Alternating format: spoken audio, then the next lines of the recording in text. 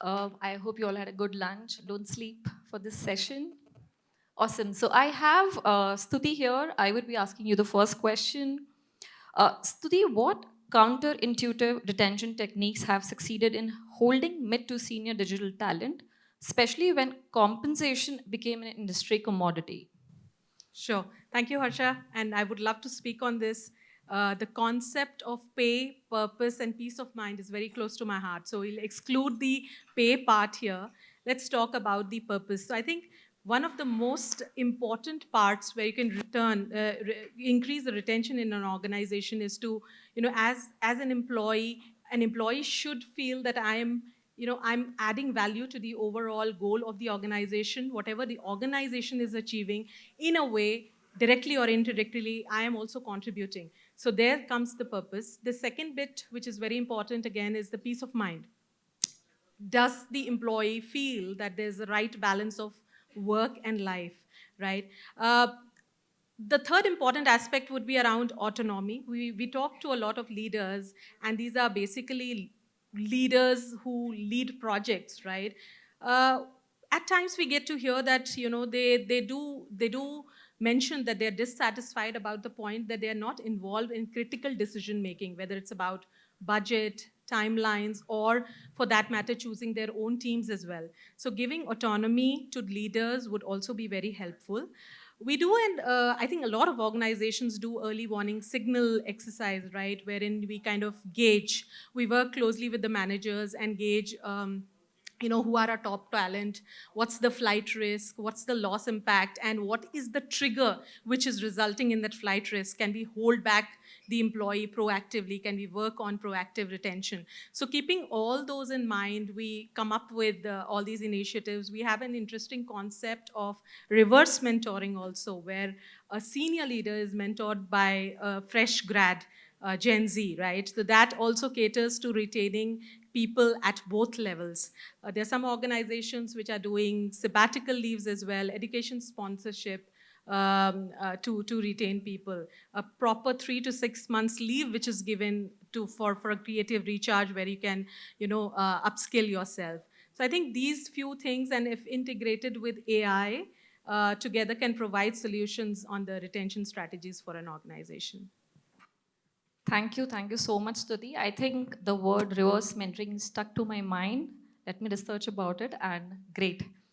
So my next question to Mr. Srinath is, how do we validate the impact of data-led retention initiatives? Can predictive models prove they directly reduce turnover in high turnover departments? Yeah, thank you so much, Harsha, and thank you, BW, for this wonderful, event. Uh, Predicting attrition and acting upon that is an old art. Now it is amplified with AI, which does the thing much faster. However, the human intervention required and human element to connect and correct that course is what defines how effective the HR organization is today and how do you leverage that into a value generation for the organization. Now, tools are many. Tools have become much more faster, efficient, productive, and scalable. However, the human element that is desired to be able to quantify it, take corrective measures, and not just through compensation at an outright, is the way to go forward. Organizations have any which ways mastered for few decades now how to retain employees with personal connects and course corrects, right? But with AI, what it has done today is to be able to analyze, predict, and perform much faster, much better, and efficiently. What, as an organization, what we have done is we did not look at talent as just a headcount on an Excel sheet or a HRMS system. We looked at it from a perspective of skills, right? What are the skills that are getting added? What are the skills that are getting going away? And what are the skills that need to be retained? Linked to market forces, linked to business opportunities, this will become a value generating proposition for the HR organization, and the value for the organization itself can be amplified hugely. What we did was we went with a skill first approach. We changed the way that data is looked at and data is captured. We turned it around in not of exits and additions of headcount, but of skills. Today it is XYZ skill that is needed. And what is your sales pipeline talking about? What are they feeling from the market? What is it that is needed for us to perform as a business 3 months down the line, 6 months down the line, a year down the line, right? What is it that is shaping the conversations? Based on that, you come back and feed that information into your training organization, into your hiring organization. Use AI to predict and project what is necessary as skills. The moment we do that, the edge that we get as a business house is much, much faster, much better, and scalable, right? And it is more accurate to the realities of the ground. Uh, Disjointed information systems, though efficient, perform to a degree, but not more efficiently to the current realities. Today we are talking about retention, but every day we hear about X organization laying off thousands of people, right? And in Bangalore, it is all the more prominent because it's a IT-driven industry here. And we have seen that, and we are experiencing that, and we have also been part of the conversations where, as HR, we are driving those layoffs, right? So how do you ensure that this is corrected, this is the human element takes shape so that we are able to protect talent and value for the organization and the people we work for? I think these some of the important threads I would want our HR friends here to go back and look at your dashboards and intelligence that you carry. With AI, you could do a fantastic job in terms of projecting the skills metrics linked to sales data and also available market opportunities to be able to predict, project, and train your folks much better. I think those are my 2 cents of thoughts for this question. Thank you so much.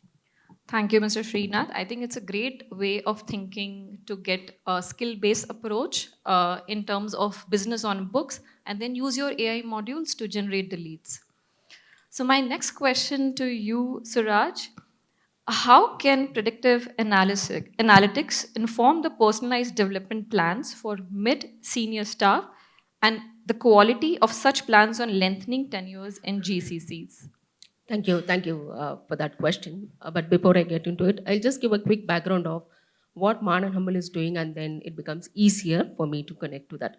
So MANN+HUMMEL is an organization. We are into manufacturing of filters, and ours is a private company, or basically a family-owned organization, and we have a GCC in India for the last about 10 plus years. We predominantly into R&D, along with that IT, and also we have our GBS team. So we have the different domains within the R team. So now, before I get into answering your actual question, I would like to add on to what we had mentioned over here. We have actually brought up an initiative which is called as communities of practice. We say BIOD, bring your own problem, BYOP. So these communities of practice, depending on the current market requirement, we have identified 5 different communities where employees volunteer to be part of it, and they come up with their own problems and how do we go ahead and solve it. And this particular community is voluntary. So that is something that is helping people to see, yes, I have a problem, I belong here, my problem is valued, we come in here, we discuss it together, and we get into a solution. So this is one initiative that we have brought in, which is helping us. Now, this is helping our employees at entry level and also an experience, so which is more of an employee satisfaction, which is helping our leaders to manage the team much better. Much better. So that's one part of it. This year has been for us specifically a lot of transformation, especially from the HR. So we have come up with another concept which is called as Grow, where employees own their own career. So in the past, we had few challenges, especially in terms of identifying where are the skill gaps, how do we go about ensuring that these skill gaps are managed much better. So this year we've come up with the Grow model of a performance management along with our competency model. And we also imbibe our value system, which is our filter values. And every assessment of the performance is done specifically on the filter values, which has got almost an equal weightage along with the competency framework. So what we are also doing is showing the employees what they need to do, but also valuing how exactly they would need to achieve. So that is also helping us in keeping our employees more motivated. Stuti also brought a point on the flexibility part of it, and I believe that with the kind of a generational, multi-generational workforce that we are having today, flexibility is becoming a major criteria for anyone who would want to continue with the organization. Adding to that, we have also had our succession planning done, this time specifically in the system, so that we have a data at one point, because if not, the data was quite scattered. Like Sri mentioned, that the data is not oriented in one place. So that's also another way by which we are building our talent pipeline. So at a corporate level, we also have this initiative which is called as the leadership talent pool, where people go through specific people. When I say people, leaders go through their assessments, and they are assessed by a third party, and they are assessed on the competencies according to which they've actually gone ahead and put through this program.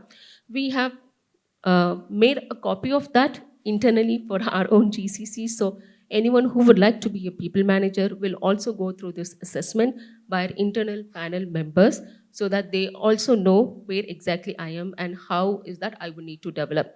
While it is easy to say that yes, we have development plans for everyone, humanly speaking, it's not possible.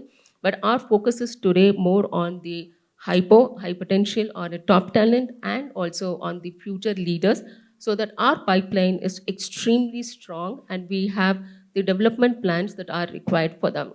And also, we would have made a change to the way how the development plans are looked into. It is not only the classroom training programs that people would need to look for development, but our focus is more on giving them hands-on experience. So any development plan would have 70% of on-the-job training, followed by 20% of our best practice sharing, which is called as the peer learning, and then 10% is going to be the formal classroom. So that's how we have come up with the development plans also.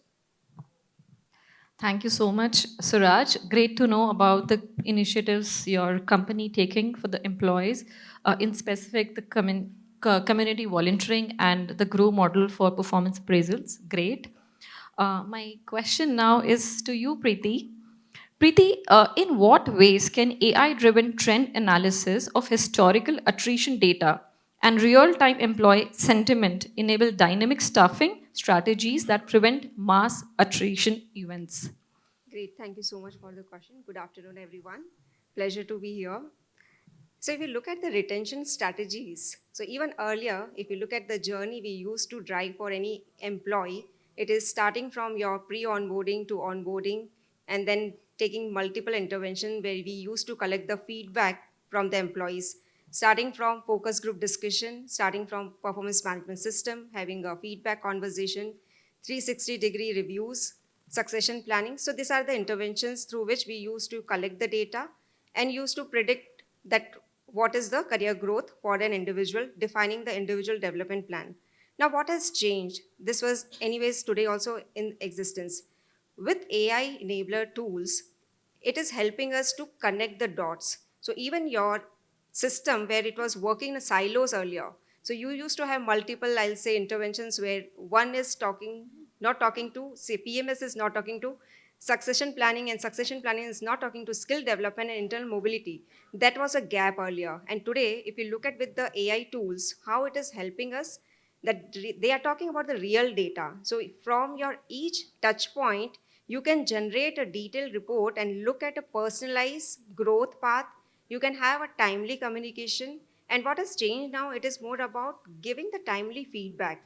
Because earlier we used to have, say, quarterly pulse survey, or we used to have an annual employee engagement survey. Again, after doing that, we used to take another 3 months to give the results. We used to take action points in next 1 year.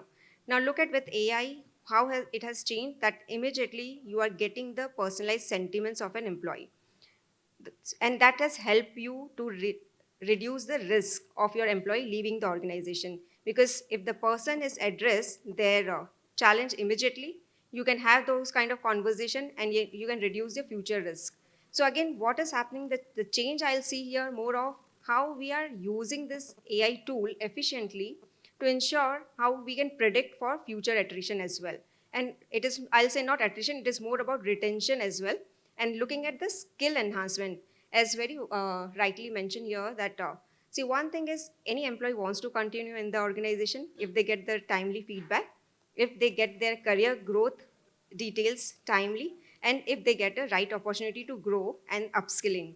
And if you start using this AI tools, this report can be generated and it become personalized, because earlier it was, we used to do a organization level programs which may not be used for any individual level growth. Now it is like very personalized learning which help them to know, okay, that is the career path which I want to choose next, and my company is also listening to me and giving this opportunity. They will try to continue in those organizations. So this is again, I'm leading it to the mindset as well. We are talking definitely today AI-led tools, or the way technology is taking the shape. But again, how our organization is adopting this technology, and as well as your leaders' mindset to change and adopt. So something like to build the culture of that, yes, we can have a real-time data, but how we are implementing this data is more important. So once you have a data, how you're taking the real-time decisions based on data, and how you're showing the success stories. So these are again a retention strategist which is working in our organization. I'll just give one example that is worked very well for us. That was mentor-mentee match, and that is 100% through AI tool itself, where we have mapped all mentee skills, we have mapped all mentor skills, and that system has matched each other, and that's how the entire program is established. So again, one is you reduce the time, you increase the efficiency, there's no bias process now. So again, we are removing the biases in the processes itself. So there are a lot of, I'll say, benefits, but it is how we upskill ourselves and use those technology efficiently that will matter most. Great. Preeti, I think, again, like you said, leveraging AI properly and getting all your scattered processes in the organization together and then use AI wisely can help you a lot. Great. So my next question now is to Mr. Srinath. How do we validate the impact of data-led retention initiatives? Can predictive models prove? Oh, I think that's done. How can AI effectively model multiple workforce scenarios to anticipate future skill shortages and proactively inform recruitment pipelines in GCC? Yeah, thank you. I think this is a wonderful question. Going back on my earlier answer, once you have the skills taxonomy validated within the organization and your pipelines of growth mapped, skills, training, upskilling, all of that gets aligned. Today, just to go a little bit tangentially on that, today a cost of agents alternative is an agentic AI at 6.5 rupees per minute. Okay, if some of you have known about this, an agentic AI costs 6.5 rupees per minute of charge to replace a workflow in your organizations. If a resource is not able to generate value, an agentic AI will be able to replicate that without leaves, without appraisals, without a wage, without anything, right, in terms of asks. So therefore, to be able to drive this value within the organizations, to be able to make meaning and ensure that the talent and the human effort continues or sustains, in forms where it adds more value to the organization, it is very important you get to the depths of skills, projections of skills, what skills are needed, what skills are not needed, what skills will be relevant, what skills will not be relevant. Do the detailing there and get to the bottom of it. Use the technology there to leverage and also influence your sales teams to be able to augment the skills available to be able to map their growth into the future. If we are not doing this, we are directly or indirectly responsible for all the layoffs that we see. We are great places to work. We are amazing physical infrastructure, we have amazing policies, but what use is it if we cannot retain our people, right? Today, there is a sea change. We are witnessing the technological disruption, so to say. As I said, it is 6.5 rupees per minute. You just go and explore some of the organizations in Bangalore who are doing agentic AI proposals, and you will realize how realistic it is. It can be done, right? And organizations are on the path. Only delay, so to say, that you can bring in to make meaning to the humans in your organization is to be able to predict better in terms of skills that are needed and enhance those skills into strengths and convert that into business opportunities. Today it is very essential. Earlier it was fragmented. Today it is no more because technology has disrupted that space. So it is one on that aspect. Another one is to be able to get the people aligned and upskilled as a mandate rather than as a program of 40 hours per person per year. You all know what I'm saying, right? It should not just be on your KPI dash saying 40 hours of training per person per year is I'm done with my job. No, today it is not that. If somebody is not aligned to the disruption that is taking place and it is realistic, uh, it is time that they become immaterial, irrelevant, and out of jobs. Even relevance has been replaced now. So what is left is to be able to reinvent ourselves, be innovative, be creative, and find ways to do things much more in a more meaningful way and in a more valuable way. There are opportunities galore, but you don't have talent who can capitalize on those opportunities. I think it is time HR as an influencer, as a person on the seat, has to go back and relook at the information that we carry of talent, of how to leverage that information to make meaning to the organization, to the talents working with us, and make a meaning out of that. Thank you so much. Thank you, Mr. Srinath. I think great way of putting skills as an importance in any organization and focusing more on finding the right people with the right skill set and then channelizing your training man hours. Great. So my last question is with you, Preeti. Uh, how can advanced talent analytics uncover latent skill gaps that current qualitative assessments may miss? And what's the ROI of addressing these hidden gaps versus visible ones? Thank you. Great, thank you so much. And I'll give you one of the example which we have implemented in the organization again when it comes to the skill mapping and how we have addressed. So it is in one of my organization, we went through a restructuring, and I can say it's a change management program. And it was a global level. So again, nearly more than 2,000 people going through a complete change management where roles has been changed, the mapping of their skills, their mapping of their manager, location, everything has to be done. And here definitely I'll say when we started using AI-enabled tools, that has helped us. One way is we already have job description, we already had competencies, skills defined for each role. Now mapping every individual with their past historic data, that what are the skills they had in last 2 years, what was their performance rating, what was their career mapping was done, what was the individual plan was mapped, and what was the career growth. It takes a lot of time when as an individual you go through this end-to-end data points. There again we have seen with the AI tools, it has helped us to start building those competency-based role and then identifying the people within the organization. And that definitely we had a very detailed interview process through which you go through our internal mobility. So the point what I want to say here is more about when we do a skill enhancement and when we do a skill mapping, it is one is what you have a data already in the system, what your manager is giving as a feedback, and what the job role is mentioned. But how you ensure this all three are combined together and giving a justification to the person who is taking a new role. And there again, we will say it's more about getting a right tool helped us.